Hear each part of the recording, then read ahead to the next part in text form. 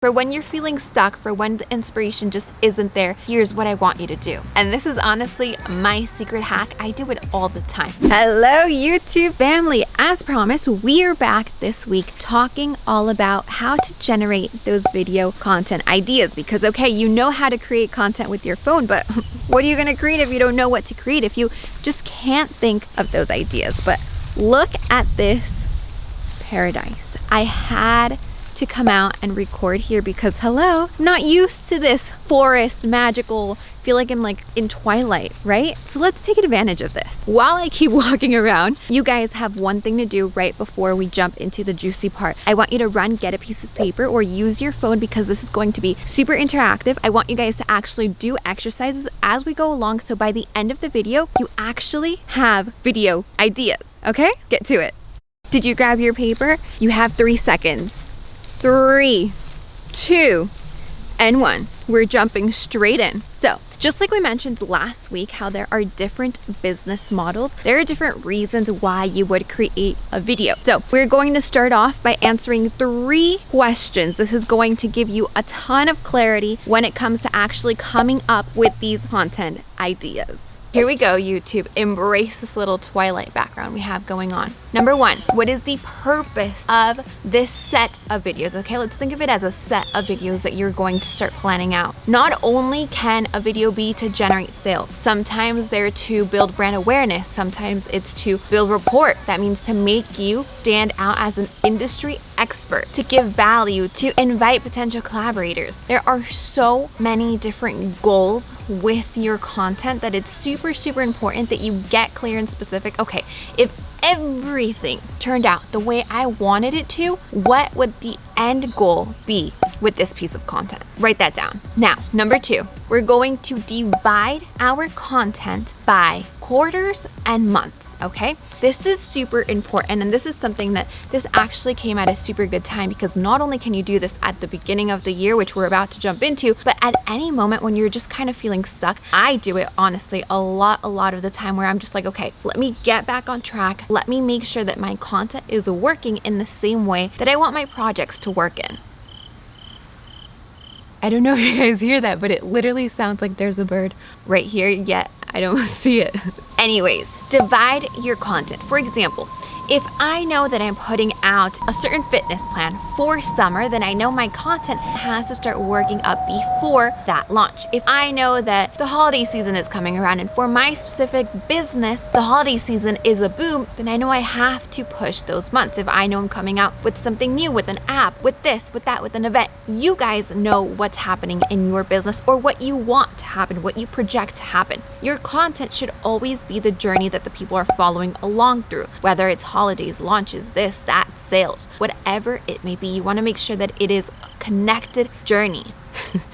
If you guys see the bird, tell me, because I hear it like right here. So make sure that you have that in mind, and that you think, okay, quarter 1, my main focus is going to be, let's say for example, to build brand awareness, to get people to know exactly who I am, what I do, and what I offer. Now, quarter 2 might be to actually get them to understand that this is the best fit for them. So for example, if I'm a fitness coach, you guys know that I love using fitness as an example. Let's say that I really believe that HIIT cardio is the best solution for people to get in shape and to feel completely fueled. Well, during that quarter 2, I would pump out HIIT cardio content like there is no tomorrow. Every week, new HIIT cardio session. How do you feel? I would get results, testimonials from people that are doing it before and after. Okay, just imagine how it goes along. Quarter 3, I know that maybe we're adding food to the fitness equation. So quarter 3, I would start implementing, okay guys, let's make sure that our nutrition is good so that we can feel powered while we do this HIIT cardio and also meet our fitness goals. Quarter 4, I know that I'm coming out with my program. That means I've prepped up my people,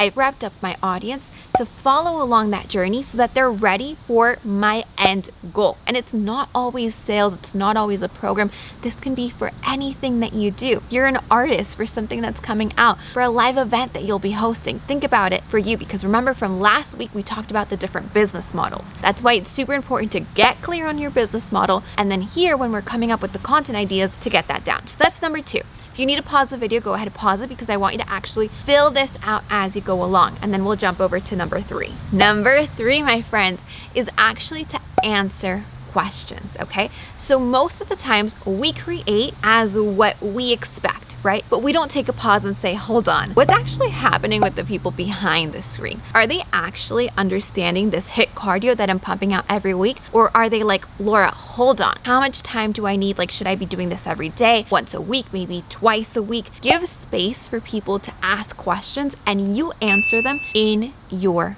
content.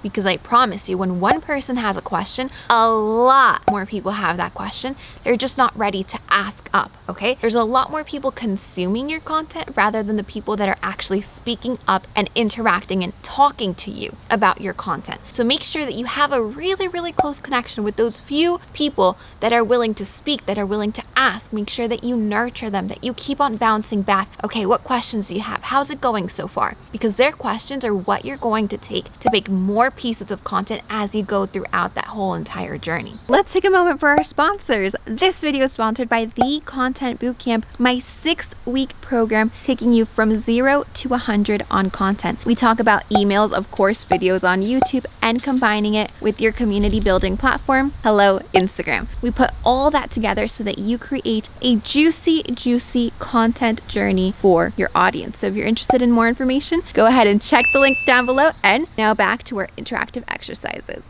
So here's what you should have so far. You should have answers to these 3 questions, and you should basically have a mapped out journey from the outside view, saying, okay, if I want this, then this is what I have to do. If my goal is this, then this is what I have to be cooking in between. That is what I want you to have from the outside. Now, we're going to put a little parentheses on this. We're going to look from the side, and we're going to jump into human reality, because it's normal that we feel stuck. It's normal that we just don't have inspiration. It's normal that we have many ideas. It happens to me all the time. I'm like, wait, but I can do this and I can do this. Which one should I do? Which one is the right path for me to do? Maybe for my projects, for my business, for what I want to build my brand into. That is totally normal. It's human nature to just not be unsure, or to have those moments where we need that extra creativity boost. So for when you're feeling stuck, for when the inspiration just isn't there, here's what I want you to do. And this is honestly my secret hack. I do it all the time. I look at industries outside of mine. An industry that I like and an industry that I understand. Not something that I don't understand or that I don't consume, because then I wouldn't really understand the customer or the audience sensation through it. For me, you might have guessed it, it's fitness. I like fitness. I like learning about it. I wake up and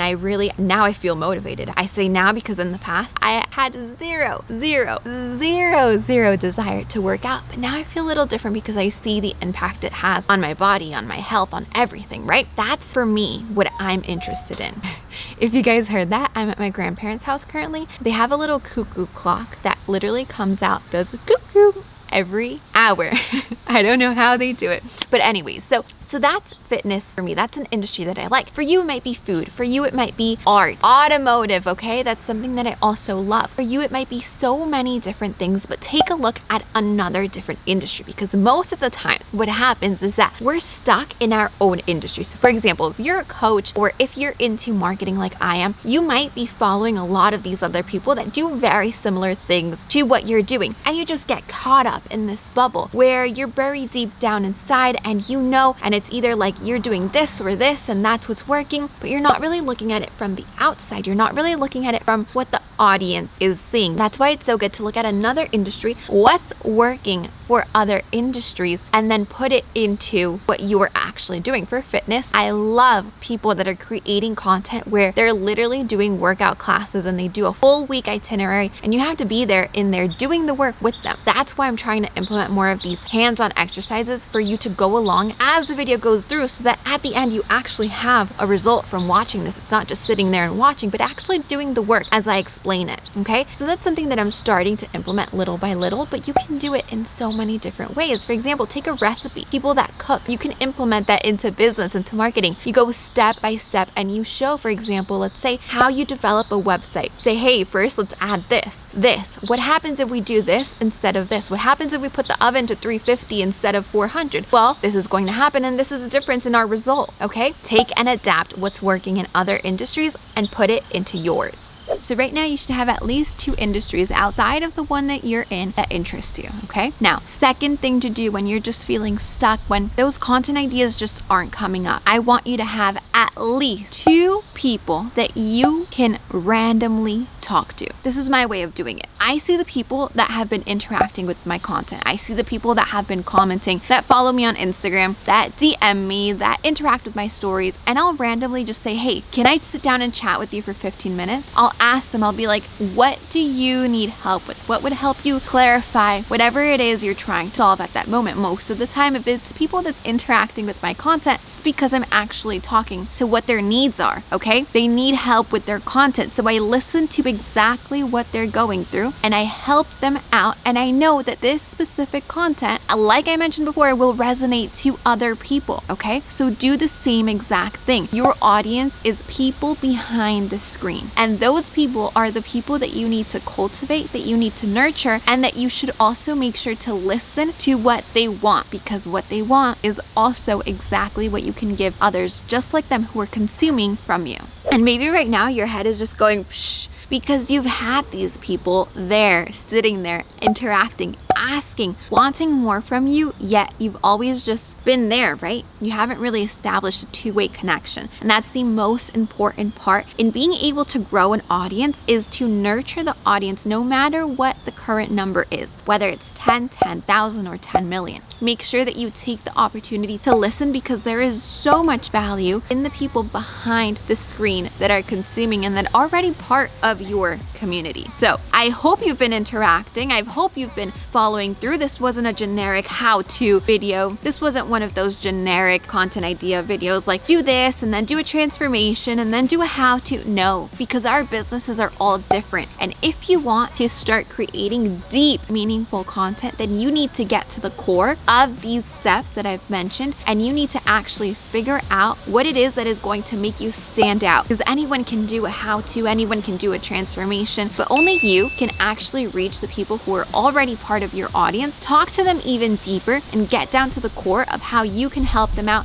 how you can give them more of what they're asking for. So thumbs up if you've followed along the exercise. Thumbs down if you are not doing it and I don't know what you're doing here. Just don't do a thumbs down. Thumbs up all the way, and make sure you send this to somebody else who also needs to get clear on their content. It's the perfect moment for you to build out this journey, for you to take a step back, look from the outside and think about, hey, what can I do even better to build my project, to build my business to where I want to go? And as always, I'll see you right back here on the same exact channel next week for another video. Bye bye, my friends.